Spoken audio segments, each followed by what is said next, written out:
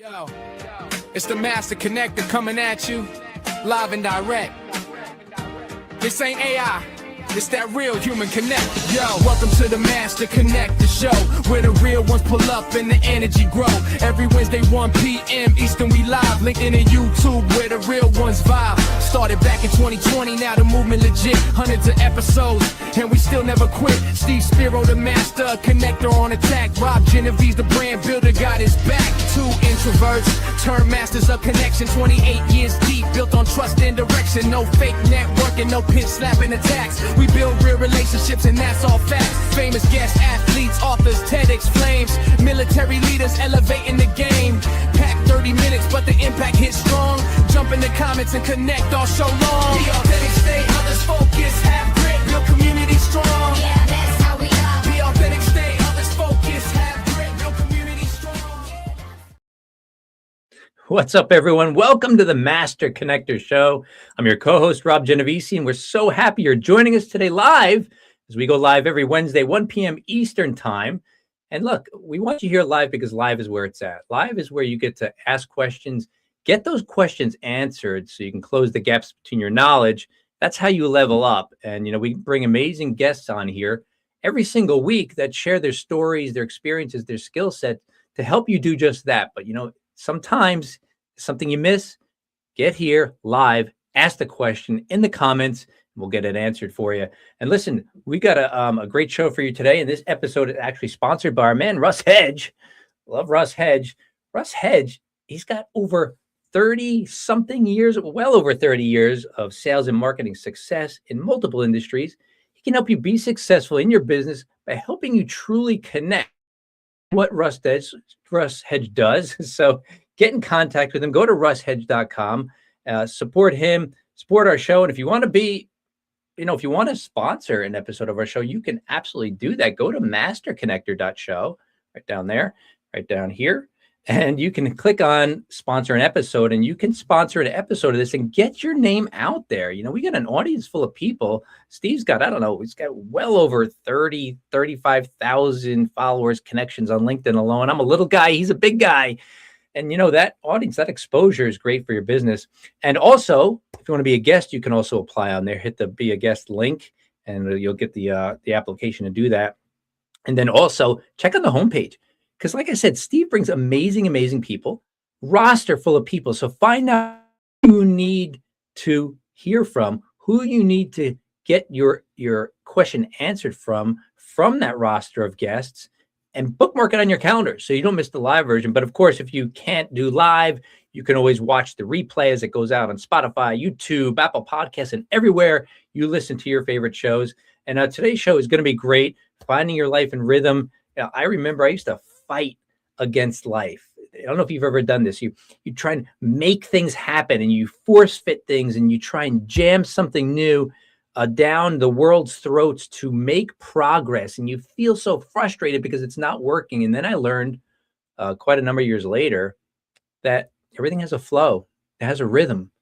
And I'll tell you, after over 58 years on this earth, I'm going to tell you, you got to stop fighting. It's not in your control anyway, but if you find that rhythm you got in your life, it makes it so much easier, so much more enjoyable, and completely a lot less stressful for sure. But anyway, we're going to get right to it. Our guest is going to be talking about this stuff and a whole lot more. But listen, we're all connectors here, but there's only one master connector. Let's bring him on, Mr. Steve Spiro. What's up, Steve? Robbie G, what's going on, buddy? Great to be on here with you, man. I tell you what, I have seen some of that rhythm change for you and that life stuff change, and I love what you're doing these days. I know you're really in a flow, for sure. Yeah, so keep up the great work. Appreciate you. What's up, everyone? Steve Spiro, the Master Connector, coming at you live and direct. And I am excited because I was honored to share the stage, the TEDx stage, not at the same moment, obviously, but with Terry. And so just the honor that we're going to have him on here with me. And I got to say, all the TEDx speakers that day, I think there was like 30 of us. It was insane. But in my opinion, I loved everyone. They all did great jobs. But Terry was to me, that he was the pinnacle, in my opinion. But anyway, I got a question for you guys. You ready? What if the life you're looking for is waiting on the other side of the thing you've been avoiding. Okay. So I want you to ponder that for a moment here, right? There was a time in my life, I know this, some of you guys knowing me as the master connector, this may be a shock to you, but walking up to a total stranger and starting a conversation was incredibly hard for me. And I'll be honest, there's times I still, don't necessarily want to do it.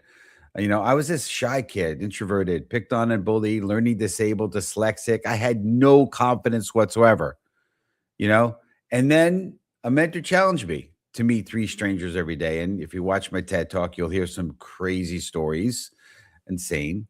But, listen, that was the hard thing. And, I was, it was easier to stay comfortable. So easy to just stay in my comfort zone, sit at home, eat butter pecan Haagen-Dazs ice cream. That's my go-to comfort. Binge watch Netflix. But instead I chose discomfort. And I've learned in life that there's danger in the comfort zone. That's kind of a motto I go by, and I've learned that, you find things you're not expecting when you get uncomfortable, and often many, many, many times, including being on the show, by the way, being a speaker from stage. Like, are you kidding me? It's so not what I expected, but it's everything I ever wanted. If you understand that, because I really, as a kid, I always wanted it. I would be in my room, lock myself in my room, and my best friends were like my characters on TV, but I knew that there was something bigger and greater. I was a big Batman and Superman fan growing up, and I knew I wanted to make an impact. I wanted the world to be better. So, getting out there, and now when I rip open my shirt, there's a big MC for Master Connector on the, like Superman, right? But anyway, this is not about me. I want this to be about you. So I want you to think about it, and we're gonna have an incredible time. So if you're ready to have my man Rob G introduce our incredible guest, put in the comments. Let's go, Robbie G. I'll pass it to you, buddy. All right, let's go, everyone. Terry Williams is a Harvard-trained neuroscience coach and TEDx speaker. He serves as a mindset coaching consultant to NBA and NFL franchises and Fortune 500 companies. And he's known for breaking down complex principles into simple words, making it instantly actionable through engaging keynote talks, coaching events, and his best-selling book, Life in Rhythm. He leads people and teams to reframes that lead to huge breakthroughs and peak performance. Please welcome to the show, Terry Williams. What's up, Terry? Hey, what's going on? I'm so excited to be here. Thank you for having me. This is Great to have you. Something I've been really looking forward to. I appreciate being here. We're excited to have you on, Terry. And like I said, it was so cool to be sharing a stage with you. Now we're sharing a virtual stage together. So pretty amazing for sure. So yeah, and you've got what a resume you have for sure. Just want to say, acknowledge Andy Akers in the house with us. Yes, it's easy to stay in the comfort zone. I think the challenge is getting out of our own way. Amen to that. I'm still trying to do that sometimes, So, but good stuff. Terry, let's just dive right into it, because I mentioned before kind of that impact. I've learned. I used to be very success driven in terms of money and titles and accomplishments, and I that's great. If that's important to you, the audience community, that's okay. But I've learned to be purpose driven. That's really what drives me and motivates you. Motivates me. And so I want to talk about purpose. So Terry, here's a question for you. So community, type in #purpose. And if you're first time on the show, by the way, if you're not in the comments, we don't know you're on watching. So please get in the comments. Not only that, you can connect with each other, right? You get to communicate, and hopefully there will be some unexpected benefits from that connection as well. But type in purpose, #purpose, and if you want your name and where you're from. But here's a question, Terry. How do we know when we've truly discovered our purpose? Yeah, I think you find purpose through alignment. We all say that we're about something, but then we live in, most of us do, cognitive dissonance. The thing that we say we want, we're not taking action daily toward. And so we're believing that we can achieve something while living an entirely different life. And then we question, why is it that we don't have this alignment? I think that purpose happens when you're living an in vivo life. So in vivo is the framework that I use in the Seeking Purpose portion of my new book, Life in Rhythm, where each letter in the word in vivo stands for something. And this acronym guides you toward purpose, where essentially in the original Latin roots, in vivo meant in the living or in the body, meaning you're actually living this thing, not just talking about it. And in modern Spanish dialect, in vivo talks about live action filming. So here's my answer to that question. You're living in purpose when what somebody would capture with a live action camera matches with what you have professed to be your goal. That is a purpose-driven life. That's true success. And I think you worded it great, Steve. That's where you have more wealth than money could ever buy you. I love it. Yeah, I learned this. I think Rob and I both heard this from some of the circles we were surrounding ourselves with was, what I've learned is true success is not how much money, but how many people are better off because we were there in their life somehow, some way. And to me, that's true purpose.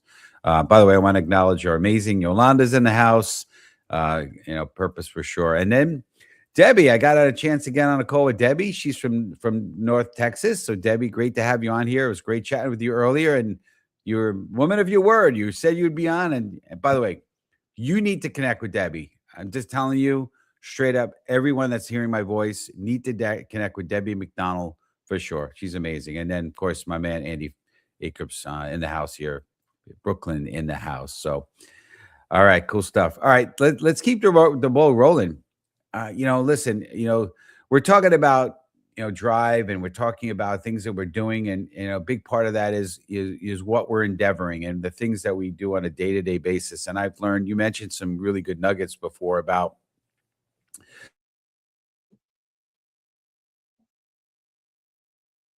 Oh, I'm hanging on the edge of my seat. What was he going to say? So it looks like we got Steve's technology issue popping up again. And it looks like we're talking about endeavor. I'm going to pick up the ball here. I'm not exactly sure what the question was. Oh, no, I do have the questions. All right, here we go. So check this out. So we're talking about endeavor. Terry, what do you mean by unrelenting endeavor, quote unquote, and how does it help us find purpose? Yeah, for sure. So in that in vivo method I was speaking to, the first letter in it, that E, stands for endeavor, and it refers to what I call an unrelenting endeavor. And I think that we all need a hobby that kicks us in the teeth. That is where purpose is forged. We need something that is a hard thing that leads to a good thing. We need the kind of thing that AI cannot do for us, the kind of thing that we can do correct over a long time horizon and still wonder if we're getting it right. We need the kind of thing that we do it wrong briefly and we get an instant consequence, right? And it could be anything for anybody. For some people, it's gardening, right? You are learning about new pests that you didn't know existed, but suddenly this insect is a threat to the garden that you've spent money putting together. Everybody who drives past your house, they see the rose bushes and they think, oh, they're so fragrant, so beautiful, but you are stressing about putting sheets over them in freezing temperatures, watering them when it's hot outside, monitoring the weather, getting the right soil, right? In my life, that is a run practice. I can run every single morning at 4 a.m. and still wonder, what could I do to get my pace a little bit better? I could make one mistake in running and get myself injured and say, oh, shoot, I'm still learning. Even after years, I haven't quite mastered this thing. I feel like when we have an unrelenting endeavor, we have this chosen form of suffering that makes us better, such that when life hands us those unchosen forms of suffering, we have the tools, the equipment, the resources to be able to respond back to them. We live from a place of purpose. So when we hear the word endeavor, I used to think if somebody says, oh, I'm endeavoring to do something, I thought, that meant you had to be planning something huge like climbing Mount Everest or, circumventing the globe. But you're saying that endeavor, anybody can have an endeavor. It doesn't have to be this massive thing, right? Sounds like it's like an endeavor, but encompassed by lots of little ones that bring you along the way. Is that what we're saying?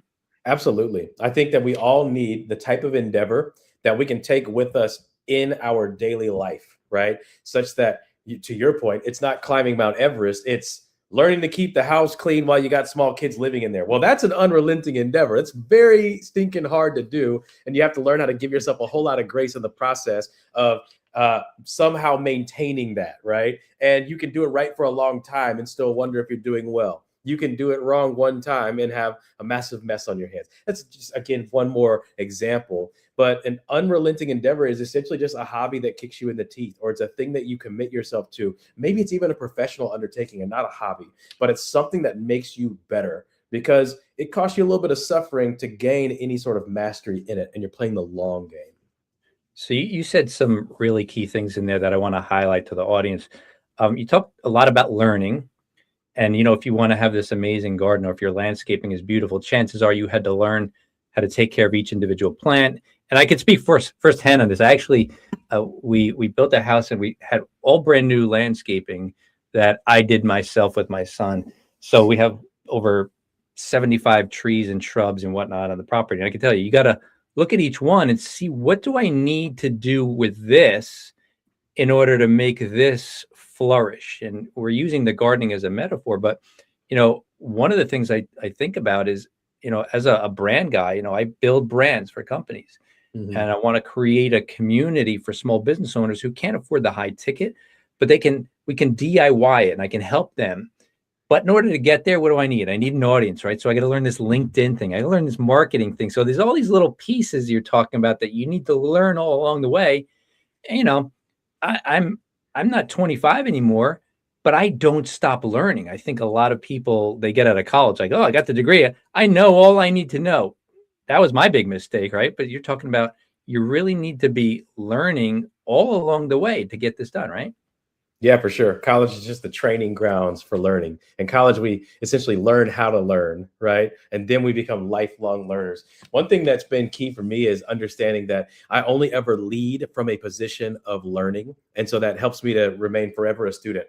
Just like you said, you're trying to create this environment for all of these plants. They're different types of plants with different needs. Well, you need one environment that holistically supplies each of them what they need. And then there's going to be individual prompts for attention to each one. They'll each cue you to specific needs. And so it becomes quite literally an unrelenting endeavor. Yeah, for sure. And, that is unrelenting, and that's never ending, right? Yeah. And I think that's the great part of it when we talk about an endeavor. To me, there's really no finish line, because there's always more to grow, more to build, more people to help. So it is this lifelong thing with me. Whereas in corporate, a job kind of has an expiration date. And if you have a job, that's wonderful and all, but you get paid to do a certain set of tasks. But when you endeavor to build something like a business, no matter what size, you are doing this pretty much for the rest of your life, as long as it gives you what you need, right? So, but along the way, I know there's one thing, and Steve loves to talk about this, and there's a book by this name, and it's something I know Steve had early on. By the way, he and I go back 28 years. We've known each other a long time. So cool. And he had this, and I watched him display this because I didn't have it. So I want you to put in the community, put in the comment section, #grit. So grit is one of these things that I didn't have. And here's the question for you, Terry. Why do we have to choose the hard thing to unlock the good thing? Yeah, I think Steve's story kind of lays out a beautiful example of this, right? Where his best friends were characters on television. He wanted to sit and eat his Haagen-Dazs and watch Batman. He didn't want to connect with anybody.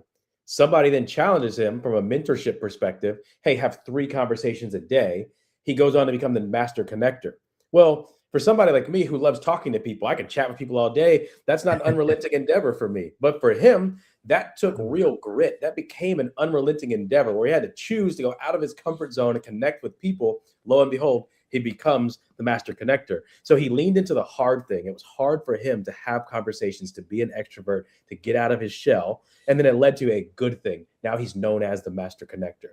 Grit is a really wonderfully powerful thing. I think of the bison as a key example. They walk into the storm, and it's because they know intuitively, if I run from the storm, it's going to eventually catch me, and then I'm under it longer and stronger.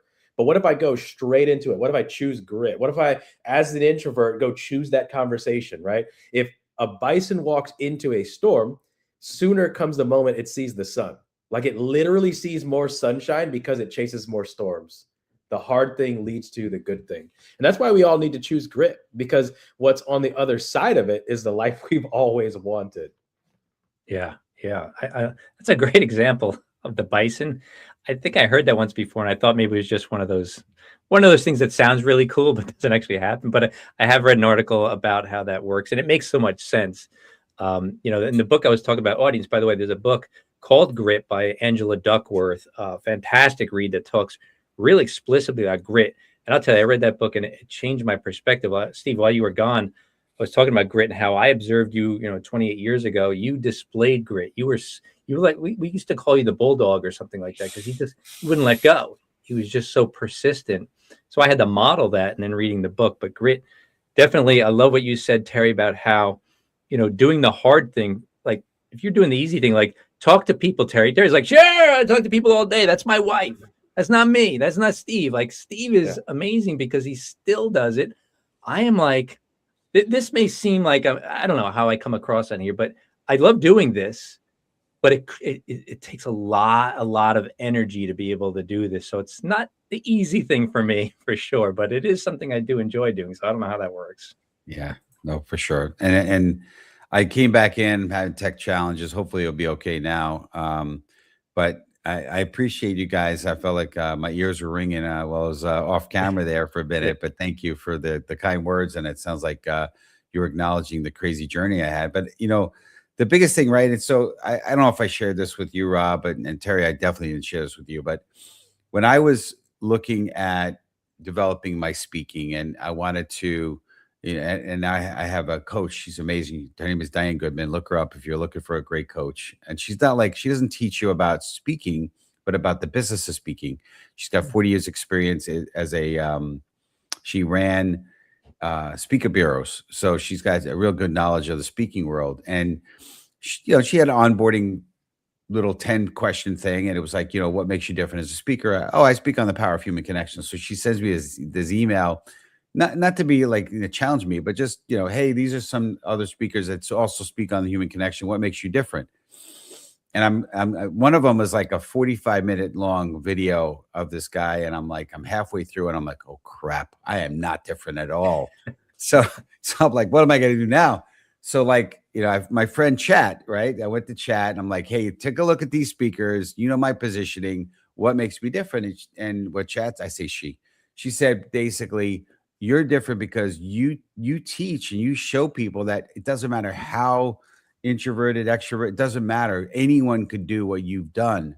And that's the part that I really appreciate, because yes, thank you for the kind words, but I want to inspire people. I want people to know, listen, if this dude could do it, you could do it too. It's just a matter of getting out there. But anyway, thank you again. So let's keep the ball rolling. Hopefully we didn't cover this, but I know the whole piece in this title is about rhythm. Yeah. So let's talk about rhythm, right? So Terry, here's a question. So community, type in #rhythm, and thank you again for all the participation and for Debbie and Yolanda and Dandy.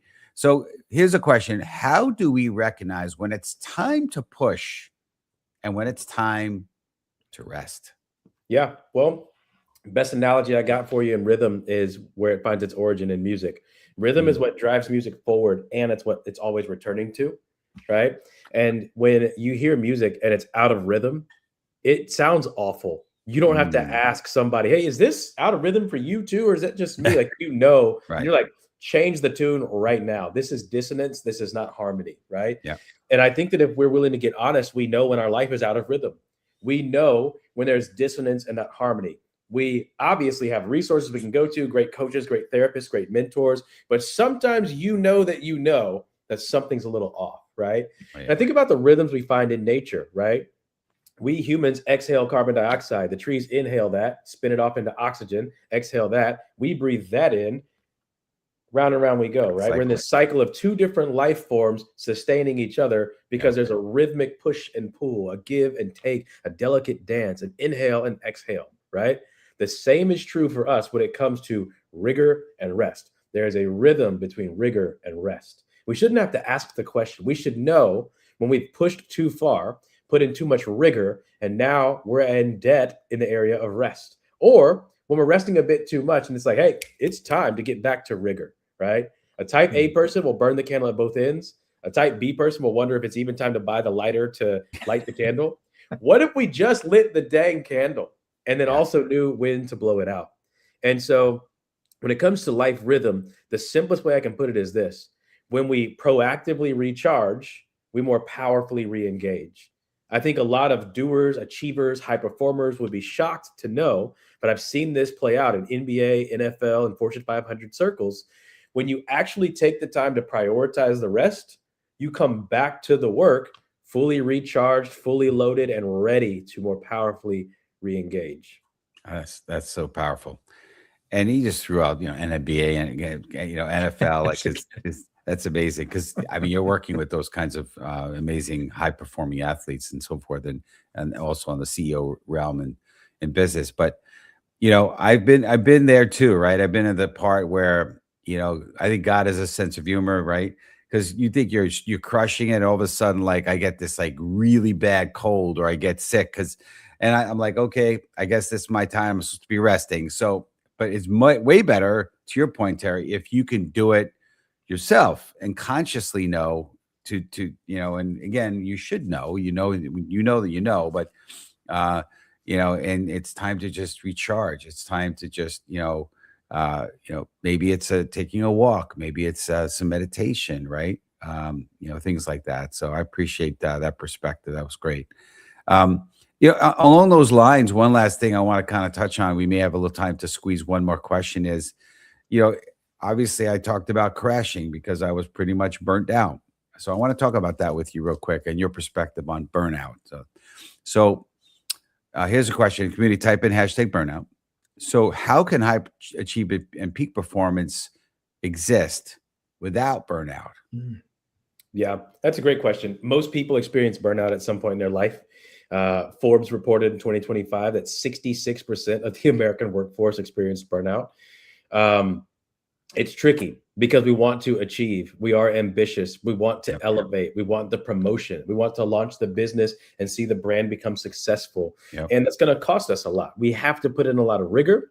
And there are some seasons where we can't afford a lot of rest. Now, Steve, you mentioned something really cool just a moment ago. And you said, you'll get on a good, successful train and then boom, your body sits you down. But what if we chose before we got there to install a rhythm of rest? Right. Now we can trust our rigor because we're fueling it by our rest. Right. I think that's the way that we beat burnout. We proactively decide this is going to be my schedule. Whether I'm sleepy or not, this is my bedtime. That's right. Right. Whether I feel like it or not, there's also a time for rigor. Like if I committed to a workout program, now that may not be rest, but that is something that is empowering to my rigor. I have a clearer mind. I have more confidence. I'm in better shape and healthier and sharper, right? If we can get adequate rest and we can have great leisure in our life, we can have awesome human relationships and connection. Now, when we go to work, it's going to cost us a little bit less in the way of cortisol spikes and stress hormone craziness. And we're able to kind of stay a little bit more level. We're able to build something without burning it down. We don't have to see burnout. We can actually see breakthrough by arriving at our place of success without compromising our health. Love it. Love it. I want to acknowledge what Andy's just said here. I give myself the gift of day off every week. There's 6 days to work and a day not to work, right? Beautiful. AKA the Sabbath, right? That's why God gave us the Sabbath, which is the day of rest.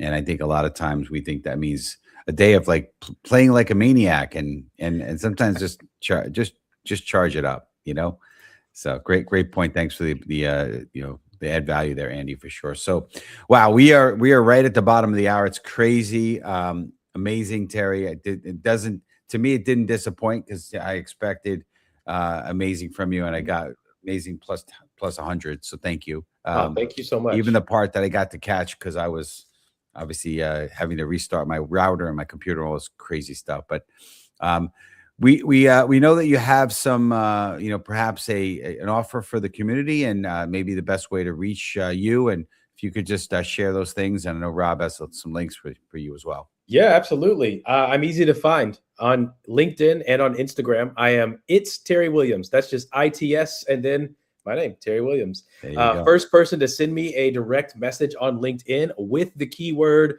Master Connector will get a free mindset coaching session from yours truly. As Steve mentioned in the intro, I do this work with professional sports teams and companies. I would be absolutely honored to do some mindset coaching with you. You can bring some limiting belief or something that concerns you, and we can kind of help to journey through how you reframe it to put your life back into rhythm. Yeah, I appreciate that. And you need to check out also Terry's LinkedIn. I'm sorry, his TED Talk was incredible. I was there for it. I was in the side stage cheering him on. It was awesome. So but definitely connect with Terry. Terry, thank you again for blessing our community. We appreciate you big time, buddy. Oh, thank you. This has been incredible. I appreciate it. Appreciate you. Awesome. All right. Well, good stuff. Wow. Well, listen, it's hard to top that, but if you want to come back, which I highly recommend you do next week, same bat time, same bat channel, episode 276, September 2nd, The Audacity of Ambition with Brandon Herndon. It's going to be a great show. Don't miss it. And if you're, like Rob said earlier in the show, if you're interested in being a sponsor, go to masterconnector.show, or you want to learn about some of our up and coming episodes, masterconnector.show. And if you're interested in being a guest on our show, we've got a pretty strict, requirement, if you will, but go to the Be a Guest tab of the masterconnector.show website. You could see what we look for somebody who's going to be a guest on the show. So, because Rob said we have amazing guests, and I think everybody here who's watching or listening I'm sure you're amazing, but we have certain parameters. So we're just elevating that level big time. So before I close, I want to end with a story, as I always do.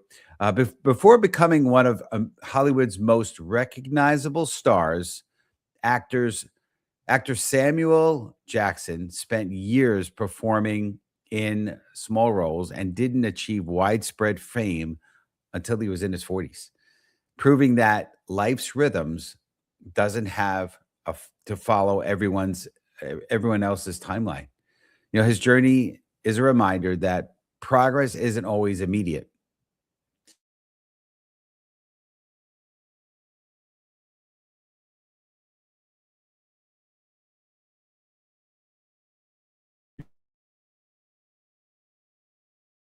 Yo, welcome to the Master Connector Show, where the real ones pull up and the energy grow. Every Wednesday, 1 p.m. Eastern, we live so long.